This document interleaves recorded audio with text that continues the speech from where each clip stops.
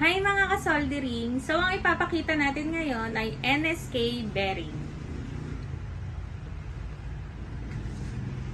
Saan nga ba ginagamit ang NSK bearing?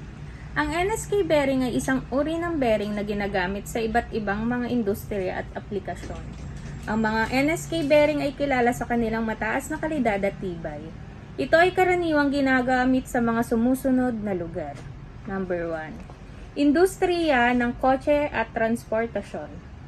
Ang NSK bearing ay ginagamit sa mga sasakyan, truck at iba pang mga sasakyan upang magbigay ng tamang suporta at pag-ikot sa mga piyesa tulad ng mga gulong, mga aksyon ng gulong at mga transmission system. Number 2. Industriya ng enerhiya.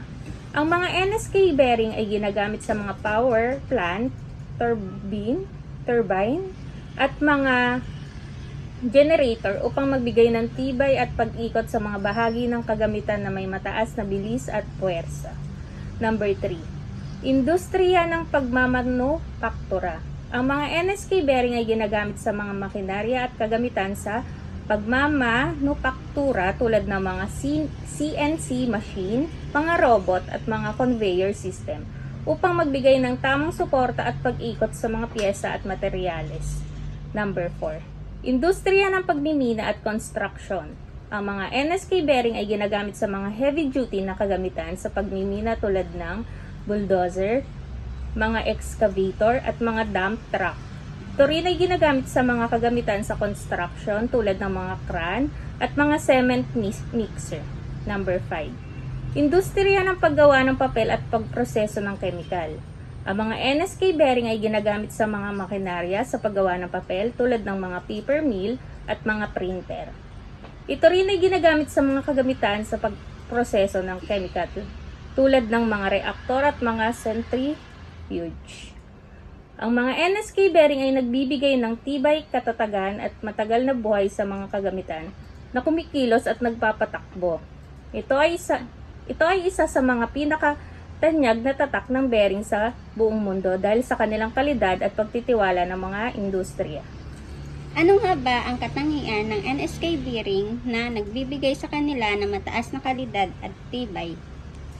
Ang NSK bearing ay kilala sa kanilang mataas na kalidad at tibay dahil sa mga sumusunod na mga katangian. Number 1. Material ng kalidad. Ang mga NSK bearing ay ginawa mula sa mga material ng kalidad tulad ng matibay na bakal at malalas na bola ng bearing. Ito ay nagbibigay ng tibay at katatagan sa mga bearing na nagpapahintulot sa mga ito na magtagal ng mas mahabang panahon kahit sa mga kritikal na kondisyon at mabibigat na mga pag-load. Number 2. Maayos na pagmamanufaktura. Ang NSK ay kilala sa kanilang mahusay na proseso ng pagmamanufaktura. Ang mga NSK bearing ay ginawa gamit ang pinakamodernong teknolohiya at malasakit sa detalye. Ito ay nagre-resulta sa mga bearing na may malinis na pagkakagawa, malalim na mga groove at maayos na pagkakasalansan ng mga bola at rollers. Number 3. Lubrication technology. Ang NSK ay nagtataglay ng advanced na teknolohiya sa paglalagay ng langis o grease sa mga bearing. Ito ay nagbibigay ng tamang lubrication at nagpapahaba ng buhay ng bearing. Ang mga NSK bearing ay may tamang halaga ng langis o grease sa loob nito upang maiwasan ng sobrang pag-init at pagkasira. Number 4. High precision. Ang NSK bearing ay kilala sa kanilang mataas na antas ng presisyon. Ito ay nagre-resulta sa mababang pagkakabukas ng bearing, mababang ingay at epektong pag-ikot ng mga bahagi. Ang mataas na precision ng NSK bearing ay mahalaga lalo na sa mga aplikasyon na nangangailangan ng mabilis na bilis, mataas sa puwersa at mababang pagkakabukas. Number 5. Pagsubaybay sa pamantayan. Ang NSK ay sumusunod sa mga pagsusuri at pamantayan ng mga industriya tulad ng ISO, International Organization for Standardization, at ABEC, Annular Bearing Engineering Committee. Ito ay nagpapatunay na ang mga NSK bearing ay sumusunod sa pinakamataas na antas ng kalidad. at tibay na itinakda ng mga pamantayan na ito.